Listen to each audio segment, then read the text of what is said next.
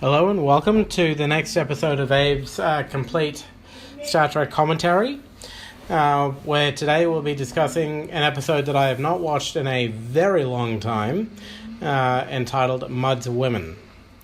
Now, as I recall from this episode, as far as the summary on Netflix is concerned, Kirk and the crew rescue Harry Mudd and 3 mail-order brides from his matchmaking service. Mudd tries to stop Kirk from bringing him to justice. Now, as I recall from this episode, these women have got some kind of magnetic capability, I suppose, or attraction, which affects the men around them. And I think Harry tries to use this to try and kind of distract his distract Kirk and his crew from arresting him and kind of taking him to Starfleet jail. But yeah, we'll see what happens as this episode progresses. It has been quite a while since I've watched this one. As I recall, it's not one of my favorites. If it does go into areas that I think it's going to, I will explain why as the episode goes on. But for now, let's get started with Mudd's Women and see where this episode takes us. So the episode starts with the Enterprise in pursuit of a unknown small ship that it seems to be weaving and to and fro, trying to escape the Enterprise. It seems to be a small ship. Spock calls it a Class J cargo ship. And it's trying its best to get away from the Enterprise, much to no avail. It drifts into an asteroid field, and at the risk of his own ship being destroyed by extending its engines too much, Kirk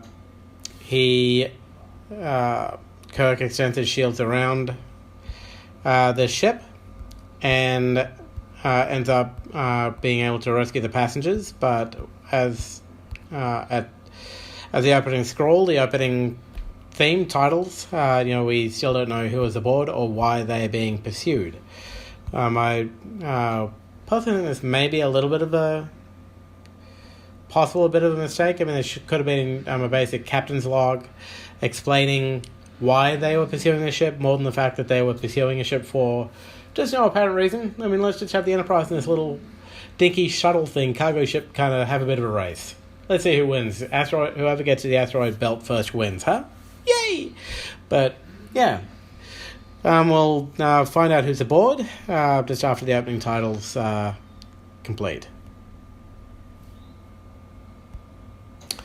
So, as we come back, we've got Scotty in the transporter room, trying to beam the crew of the ship aboard. While that's happening, the Enterprise is kind of losing power due to engine overload, to too much power being sent towards the shield. So I was trying to protect the ship they were following, and we get the captain beamed aboard, who for the moment is calling himself Leo Walsh. Got a real kind of cowboy look to him, complete with a handlebar mustache and cowboy hat, just kind of space aged up a little bit. And he's kind of in a nonchalant kind of, I understand what's happening, but I'm not overly fussed. I need to make sure you're a friendly ship and all, but everything's fine, and the other members of my crew will be in place just about now to beam aboard.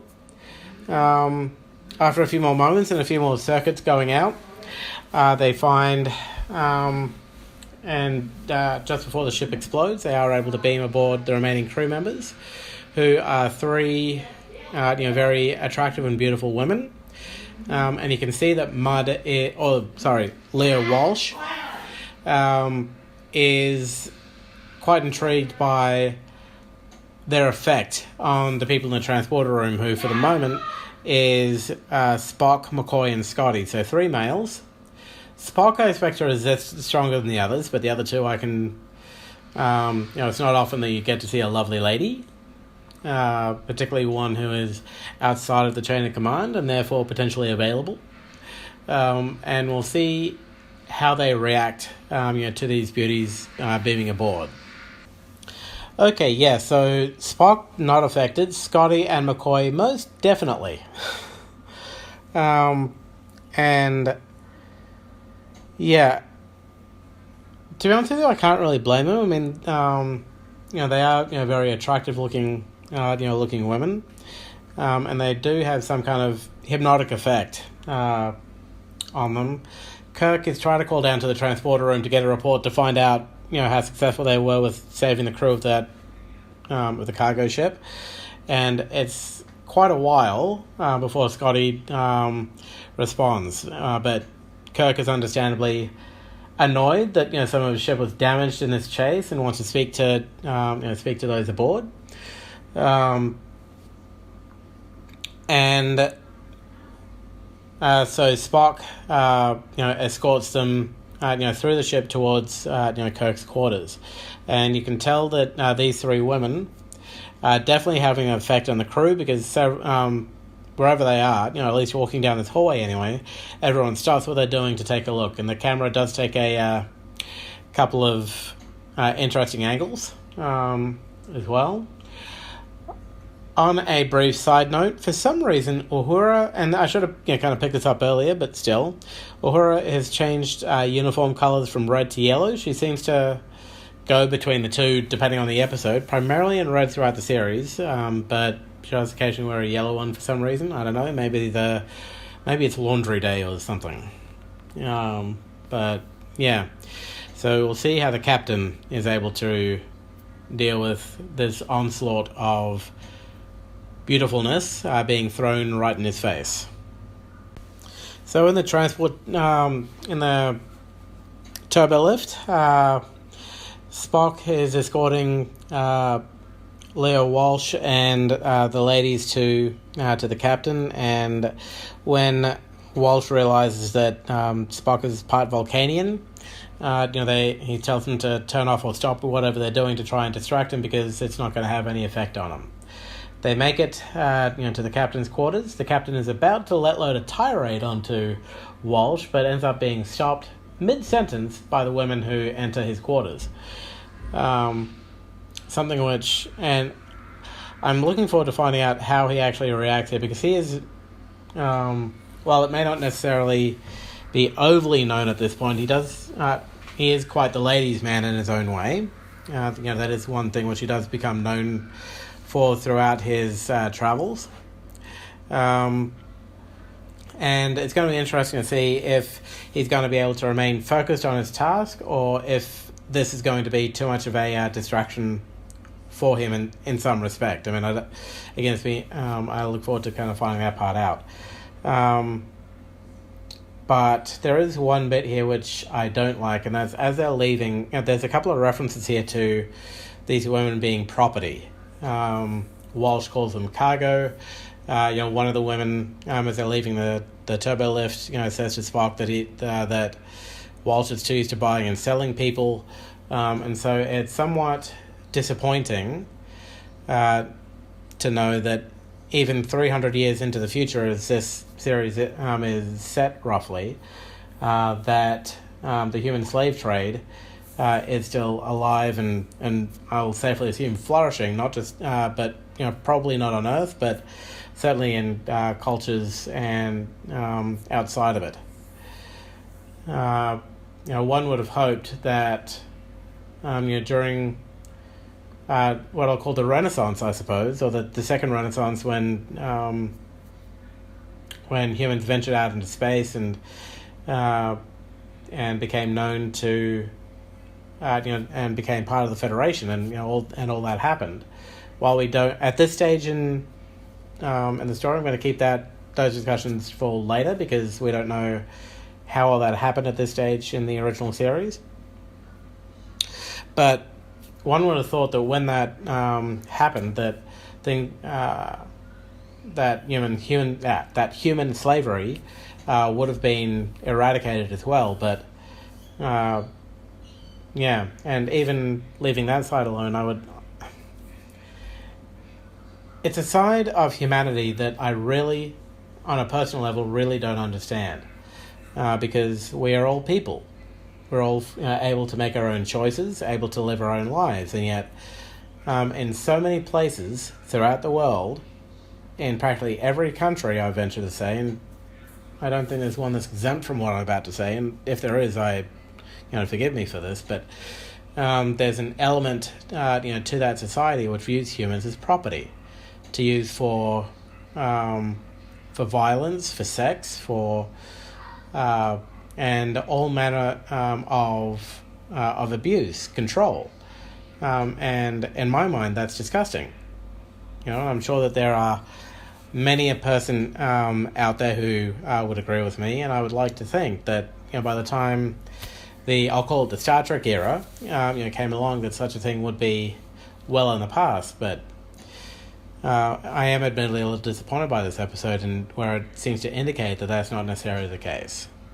Anyway, there's my thoughts on the matter. Moving on to the next part of the episode, where Kirk continues to interrogate Walsh and the women that he's with, and let's see how he and his crew kind of deal with the situation. So, for the moment, the women are escorted out, assuming to be taken to the brig or quarters of some kind to be confined there, while Kirk meets with Walsh and just tries to take down some particulars, letting him know that let him know that he's going to be arrested and a hearing is going to be convened for his actions. Still don't know what they were. We still don't know what has actually happened, because there's still no background yet in terms of the reason for the chase. Walsh is kind of pleading, well, this is all your fault. You destroyed my ship. You chased me into the asteroid field. You were chasing me and caused these things. We had no idea who you were or anything like that. Kirk is not having a bar of it at this stage. We do hear in the captain's log that Kirk is aware of the magnetic effect that these women have on the male members of the crew, and I do think Spock is also himself a little affected, but he does seem to be able to control it more.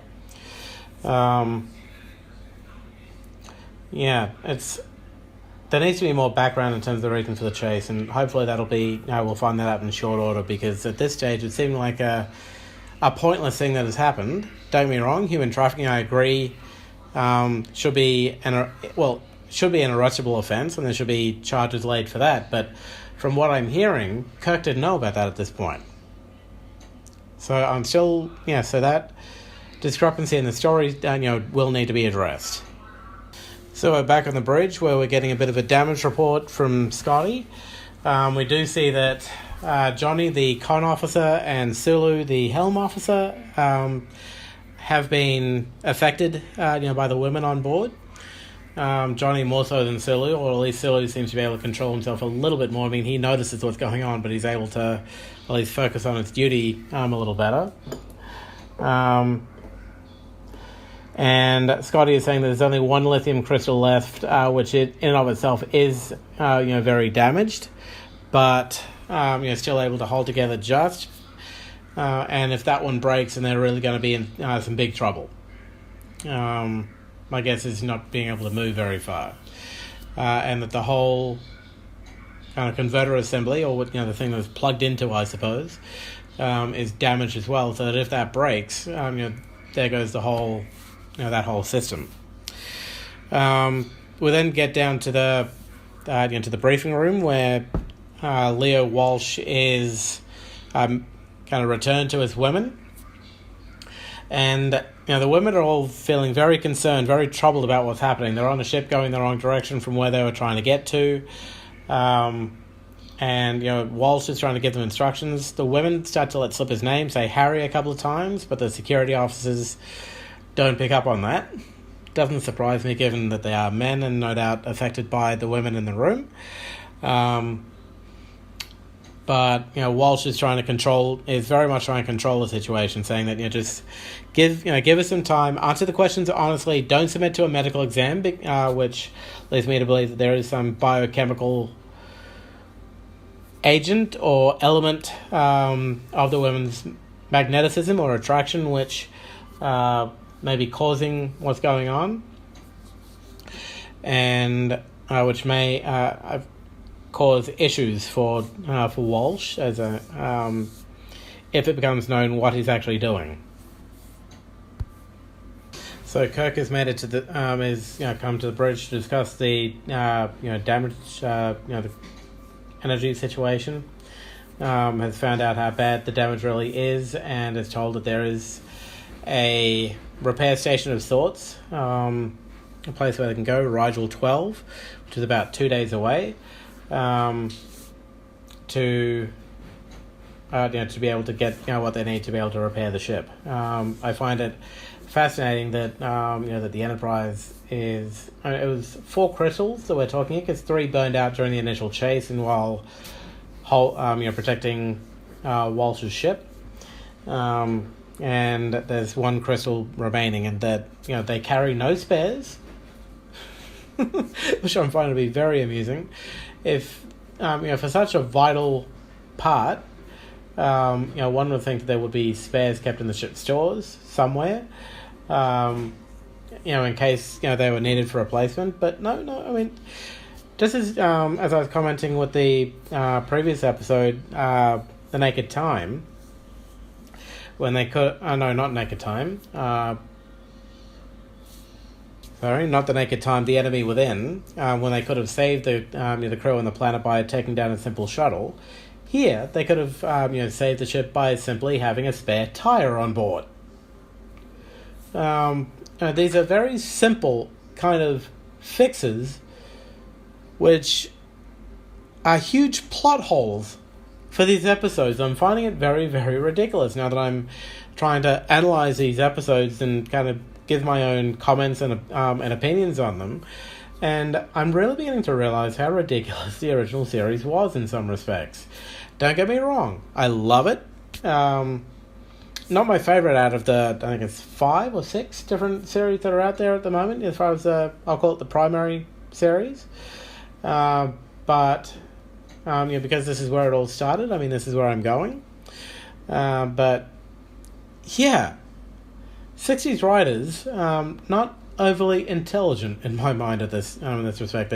They did well with some of them, but they left some gaping holes in other episodes, and this and other episodes. So the trial has commenced, or his hearing has commenced, and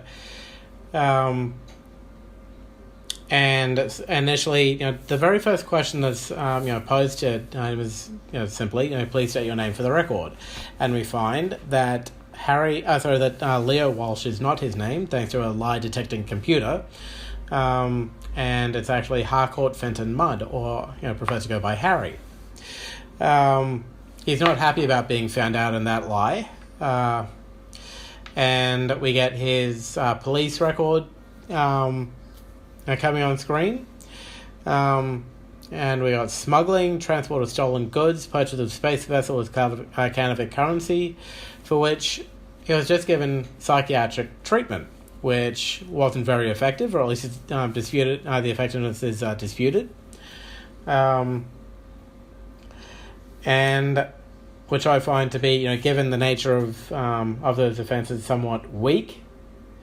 As far as the crimes are concerned, I mean, you look at the justice system of today, and being 2019, and space vessel aside, I mean, purchase of a stolen of a vehicle of some form with counterfeit currency is not smiled upon. Neither is smuggling. Neither is transporting stolen goods. All 3 carry jail time of one form or another. And he's just given therapy? I mean, come on. I know, again, another huge plot hole. I'm finding them all over the place. It's looking worse than Main Street in New York, because that's not exactly the best. So, as the trial or hearing continues, we find that the women are still having an effect on the board members in the room. Harry Mudd, as he is properly known, and has been revealed to be, and will be named hereafter. Claims defense that he took Leo Walsh as the actual former captain of the small ship that he was with name after he died suddenly.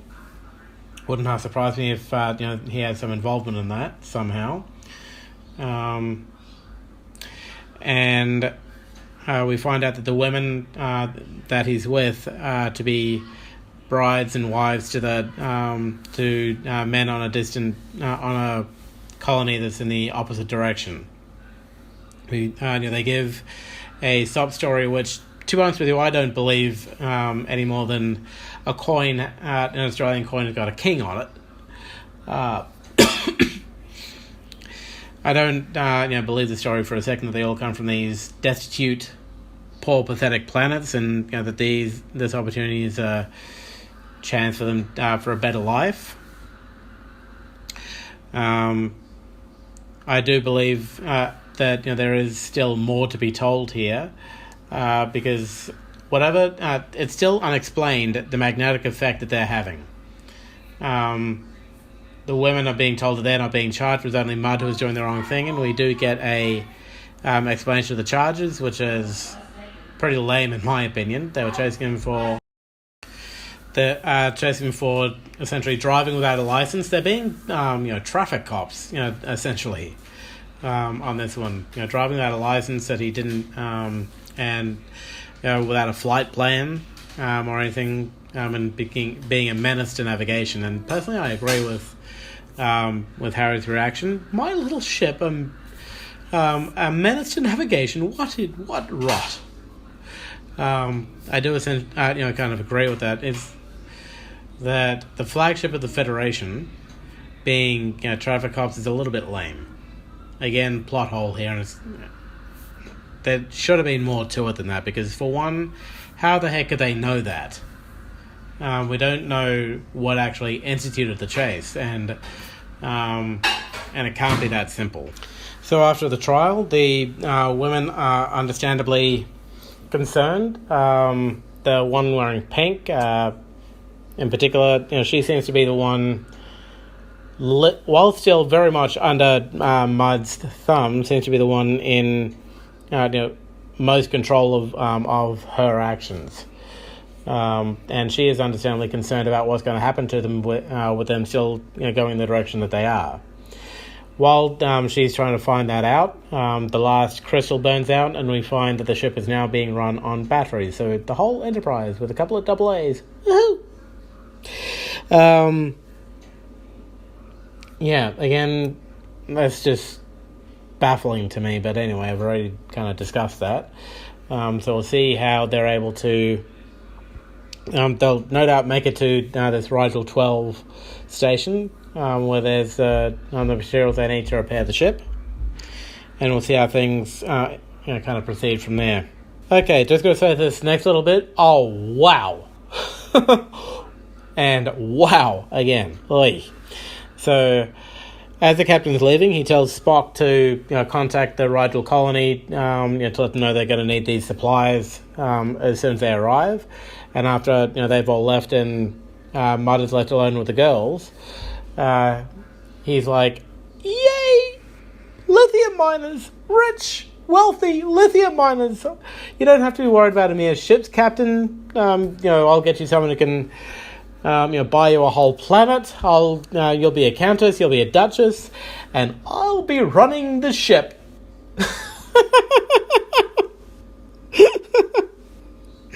Oh man, I gotta say, wow, this guy has got an ego. I know, the size of Jupiter. No way is that gonna happen. And I don't know what drugs he's smoking, or inhaling, or whatever to even think that is a remote possibility. But there you have it. This guy is completely Looney Tunes.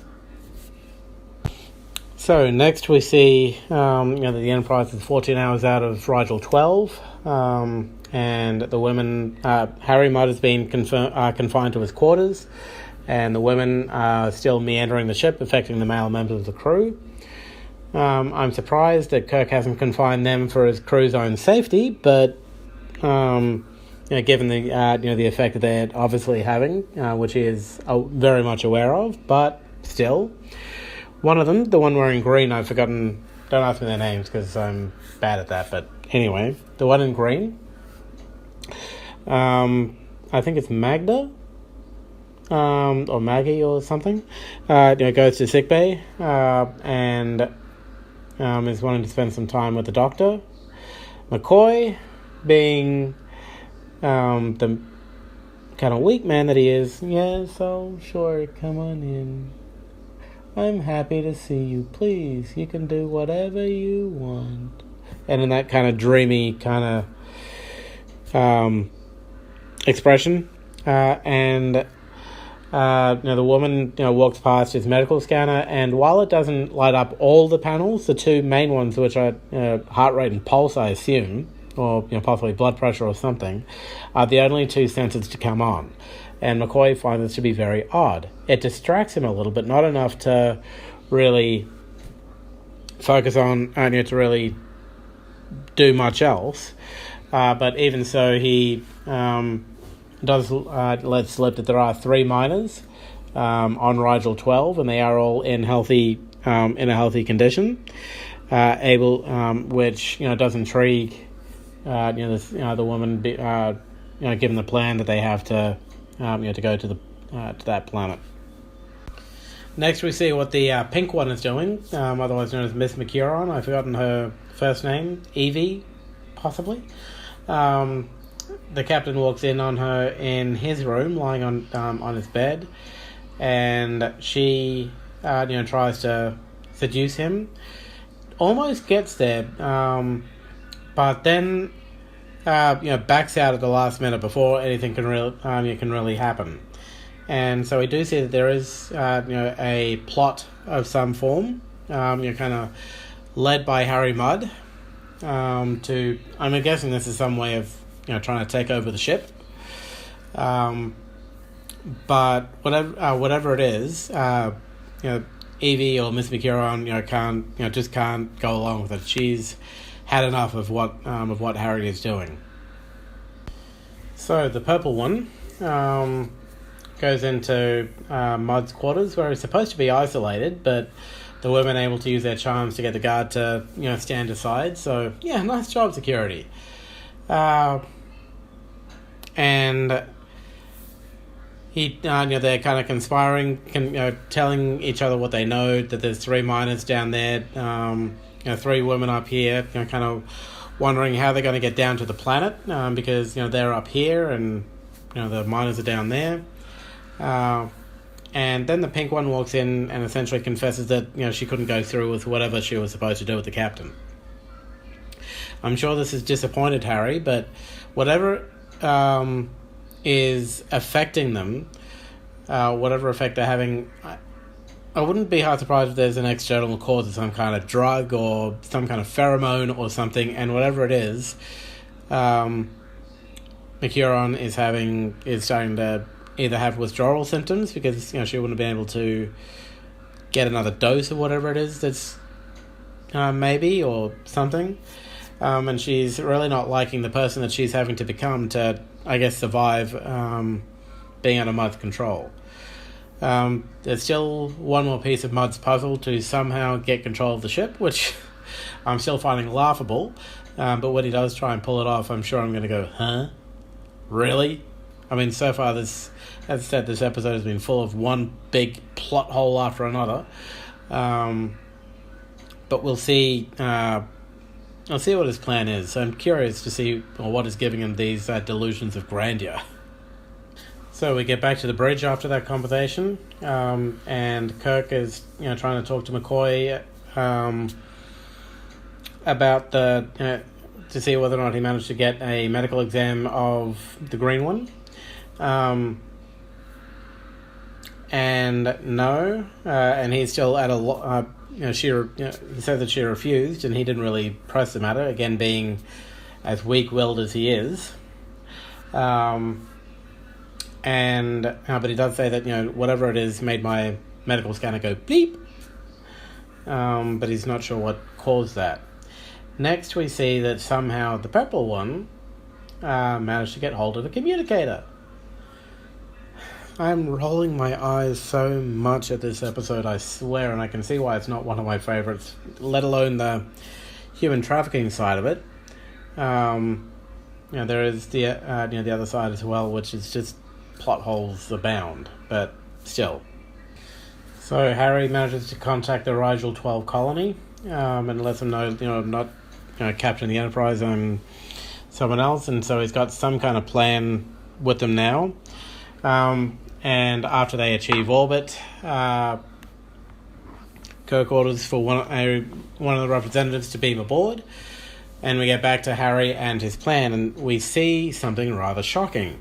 The women have, I'll call it devolved, kind of lost their beauty and become wrinkly and, ugly. Certainly nowhere near as beautiful as they were, and we find that's because of a pill, a drug. And they are addicted.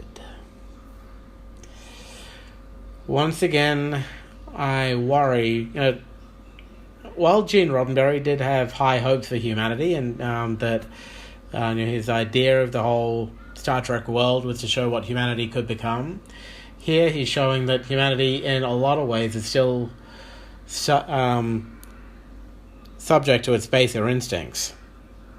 That there are still drugs out there that that we slavery still exists, and forced marriage and other things that that still occur throughout the galaxy. In addition to that, the pink one, while she does take one, it's reluctantly, but the other two are, I can't stand to look like this. I'm ugly. Ew, I don't want to be like this. Give me the drug, Harry.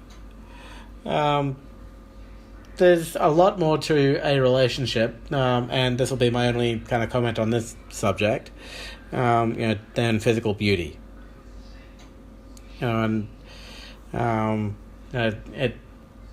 Relationships do go are more than just skin deep. But the women, upon taking the drugs, can see the effects, that they are starting to get their beauty back, and that they are in that euphoric kind of state that comes from when you first take an addictive substance. And we'll see how long it takes for. These drugs have obviously lasted for a while, since they were beamed aboard at least. But we'll see, what happens from here. My wows with the episode are continuing. So they've the miners have beamed aboard, and Kirk and Spock are opening negotiations. And it appears the terms of the deal are Mudd's women and Mudd himself to be released, charges dropped, in exchange for the crystals. And if you beam down a landing party, good luck finding them. Kirk immediately says, no deal. To which Mudd and the women walk in. Again, well done security on this ship. Seriously. Hey. Yeah. Anyway. Mudd,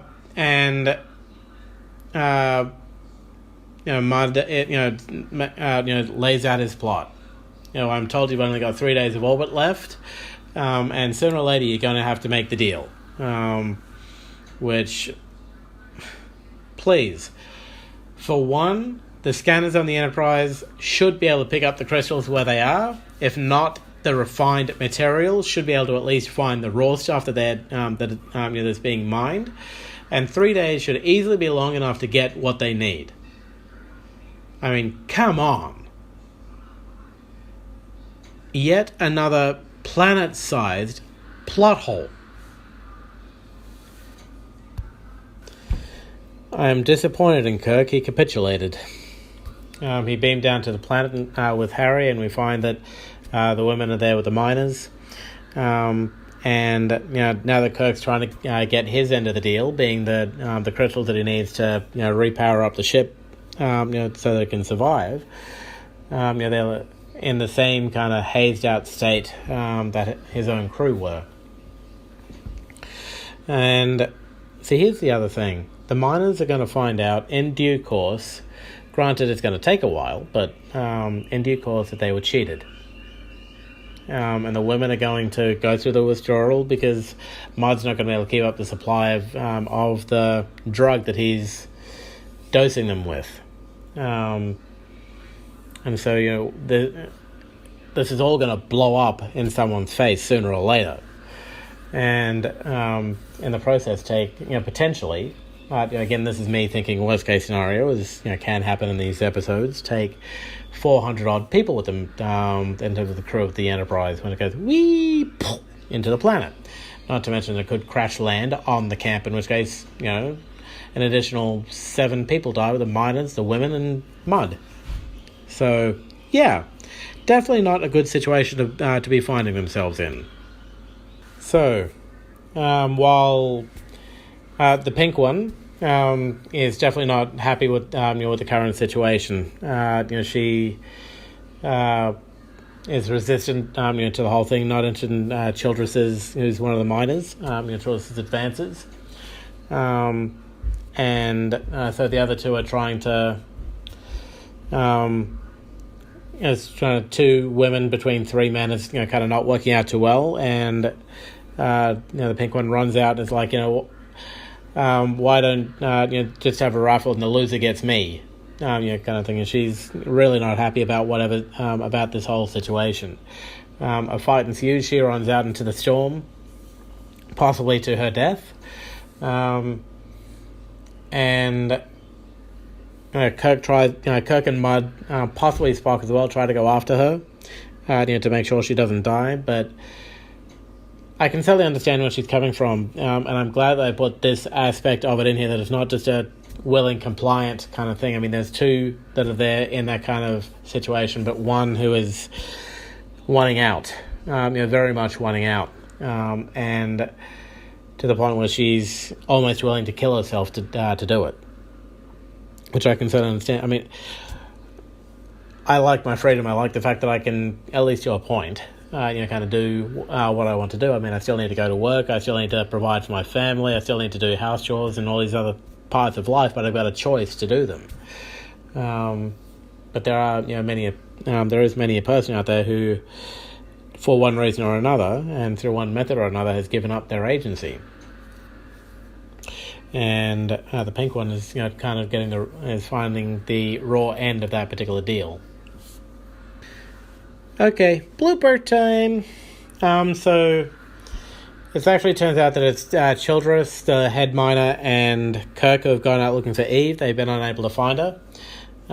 Childress is lost out there with Eve somewhere, separated, but both out in the storm, and Kirk is beamed up to the ship.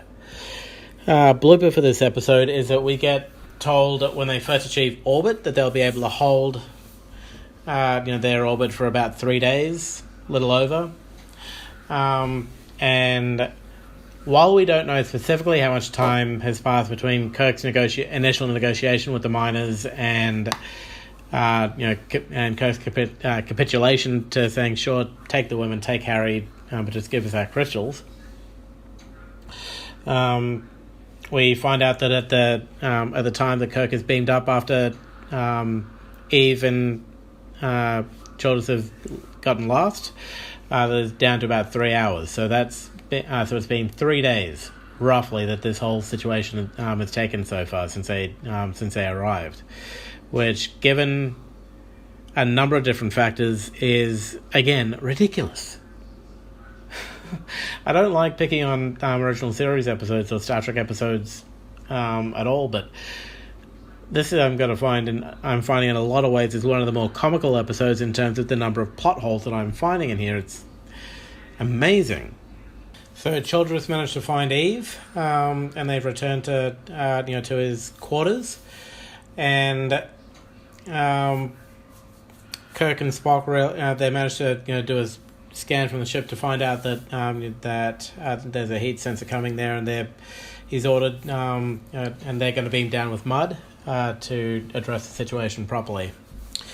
We find Eve and Childress sharing a meal together. She's woken up and is cooking for him, and he's a little reluctant, kind of, hey, we got, I should roll my eyes at having female cooking again, but I know this is a bit of this is the 60s coming in here, where a woman's place is in the kitchen. I've got that sense of a bit of a sense of that coming through the episode, that Childress is a little reluctant to it, but he's used to that being a woman's place, which is a little misogynistic and sexist in my mind. And I'm glad that in the decades since humanity has come in some areas, I do freely admit that there are others where this is very much not the case, but there is more and more equality happening in the world. In relation to gender and race, but there are other areas where that is still very much a work in progress. But as far as the episode is concerned, I think that all is about to be revealed in terms of what the miners have really bought for themselves, which is a lemon, essentially, because it's the drugs are going to wear off sooner or later, and there's I think the way this episode is going to end, and I'll make some final comments in just a few moments, is that the miners are going to realize what they've done, that they've let themselves get duped by Mud, and in a feeling of guilt and with the risk of 400 lives being on their conscience, they'll give up the crystals so that the ship can be saved, and Mud will be finally arrested. Not quite sure what will happen to the women yet. They'll certainly suffer withdrawal symptoms of some form, and revert to their non-beautiful state, their real state, if you will, rather than the fake one. And we'll see how they finally deal with with that withdrawal and that change. So we find out that that what Harry has been giving the women is called the Venus drug, and how it enhances women's beauty or men's masculinity. And Eve kind of says, that this is essentially what you're after, that you're after this fake woman who is selfish, vain, useless, over someone who you can really share a genuine life with, someone who you can talk to, who will help around the house, who will be in my opinion, what a wife should be, an equal partner in what's going on. And she takes this Venus drug, which looks like a fake by comparison to what she was holding before. It's not as shiny, and she returns to her beautiful state, as it were.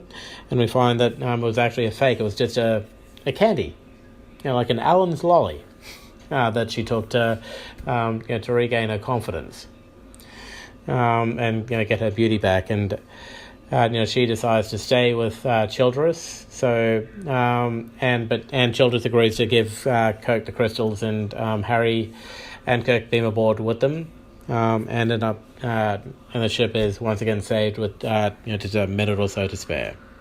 Episode time, that is. And essentially, so the episode ends. There's one last little joke which I will put in here, which is in just before Kirk and Mud beam up. Harry is initially trying to play the card of, if you leave me here, that'll be punishment enough. Kirk's like, I won't have a bar of it, but I will appear as a character witness at your trial if you think that'll help. To which Mud replies, they'll throw away the key. Anyway, so the show ends with the women being left on the planet, Mud being taken to a Federation prison colony of some kind, I'm sure, and that's that. So as for my kind of final comments and thoughts on the episode, it was entertaining in its own right, but I do have to agree that this was an episode that was filled with plot holes, one after another. But yeah, it's still still enjoyable. I have made it was still enjoyable. So on this one, yeah, I'm glad that I've been able to discuss this and provide my own commentary on this episode.